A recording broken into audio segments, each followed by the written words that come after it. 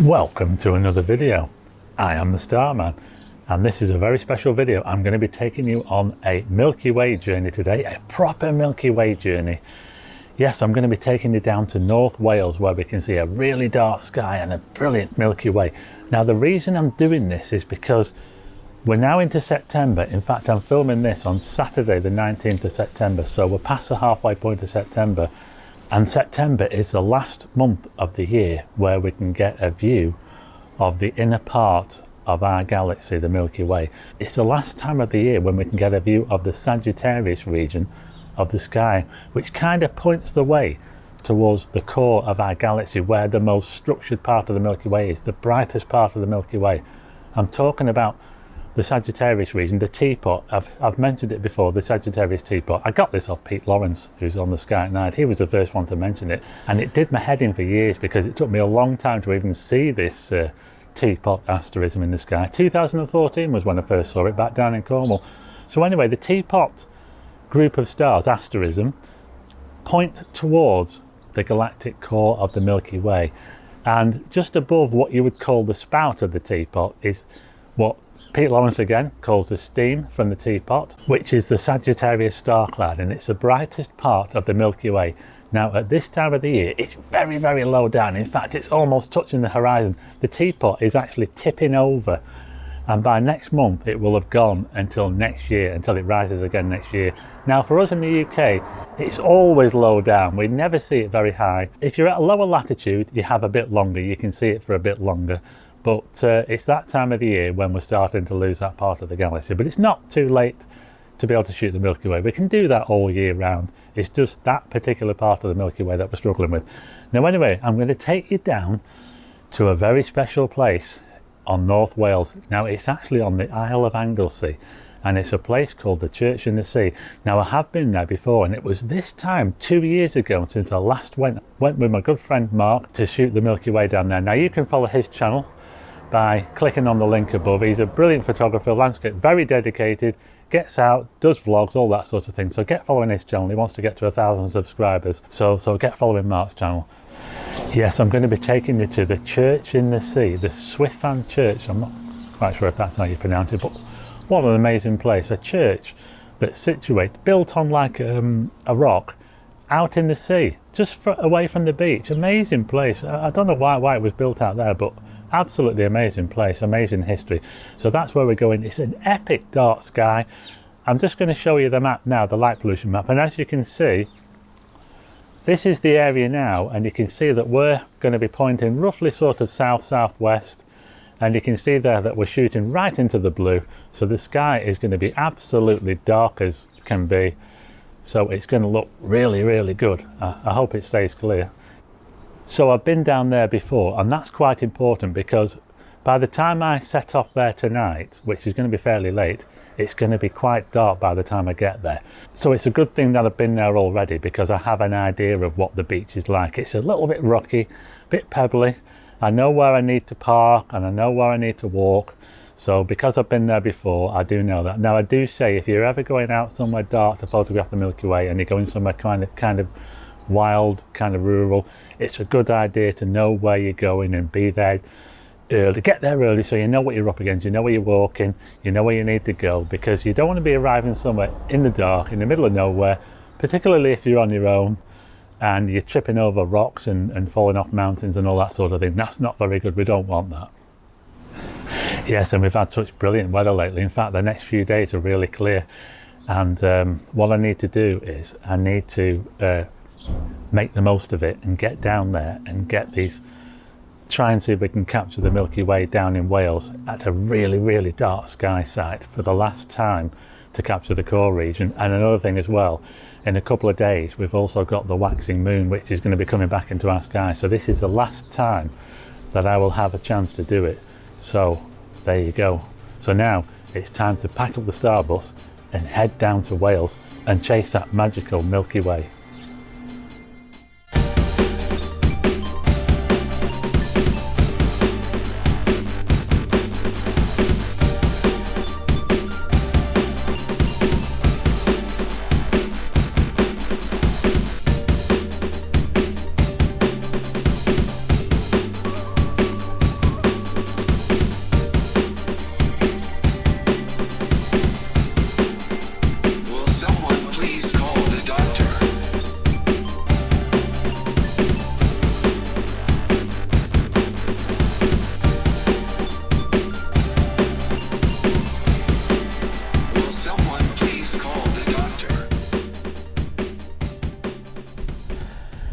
so I've now arrived, and as you can see, I'm not the only one here. I think there's quite a lot of cars here, as you can see, and there's also a camper van.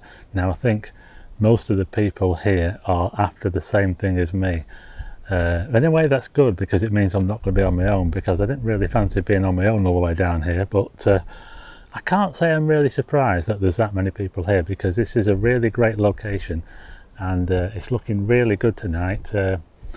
And also saw a nice crescent moon on the way. I'm just going to show you a picture of on the screen now. I think it's about 17% waxing crescent moon, and in a couple of days that's going to be coming into the evening sky, so it's going to kind of put off shooting the Milky Way early on like I'm doing now. So we're trying to beat the moon at the moment.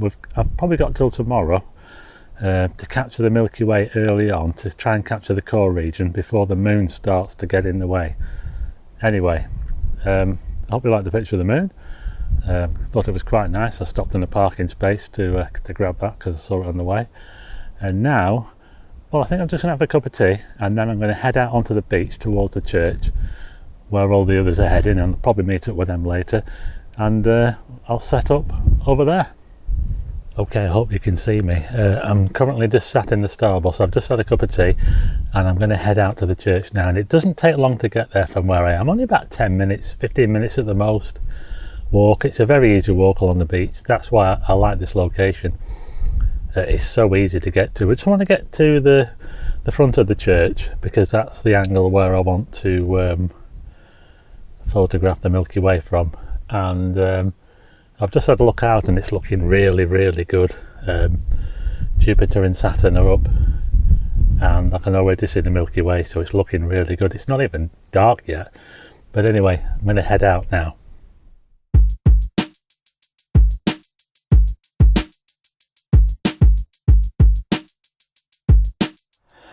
Right, okay, so I've now made it to where the church is, and I'm just stood in front of it now, and I'm with a group of photographers actually, or they're all lined up in to get the church lined up with the plane of the galaxy as it comes down the sky.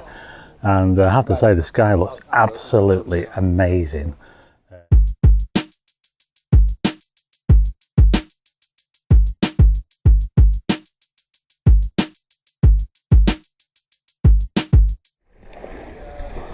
Right, so I hope you can see this. The first thing I need to do is I need to set my camera up, or the lens up, so that it's in focus for the night sky.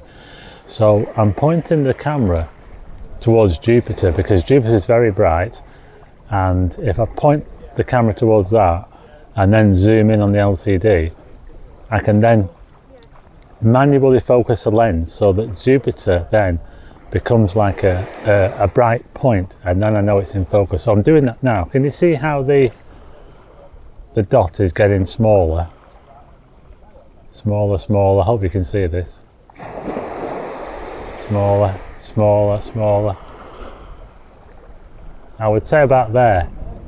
Now it probably doesn't look very in focus on the screen, but to me, I can see that is the smallest dot that I can make it. So that means that the lens is now in focus.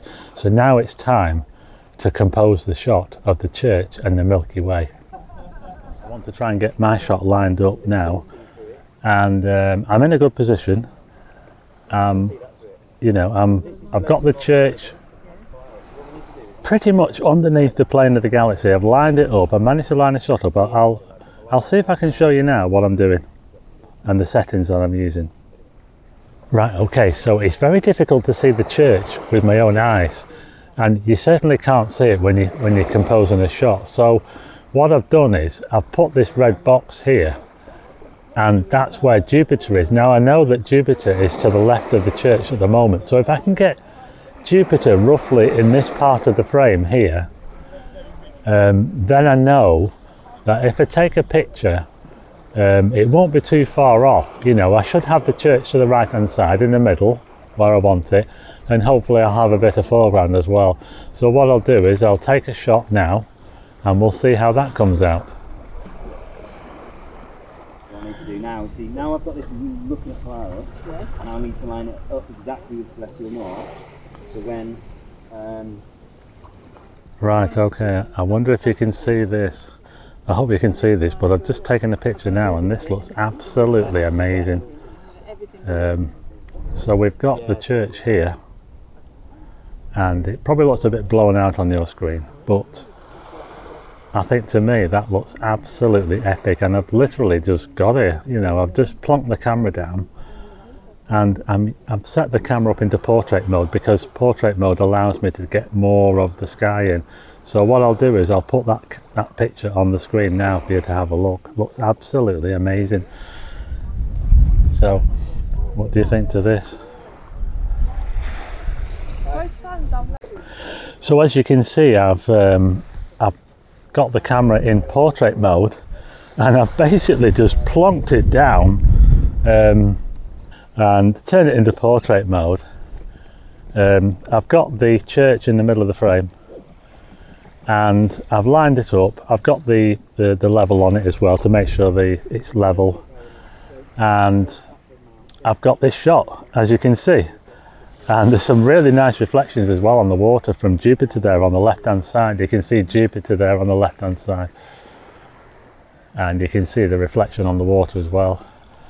And you can also see, if you look to the left of the church, you can just about see the stars of Sagittarius. They're very low down. You can see that teapot I was talking about. I talk about this quite a lot, the teapot asterism, that is Sagittarius, and that's just underneath Jupiter to the right hand side. You can just about see it, and that points the way to the galactic core and the brightest part of the Milky Way. But as you can see, that is very, very low on the horizon now, and it's going to set very soon. But it doesn't mean that we can't still photograph the Milky Way.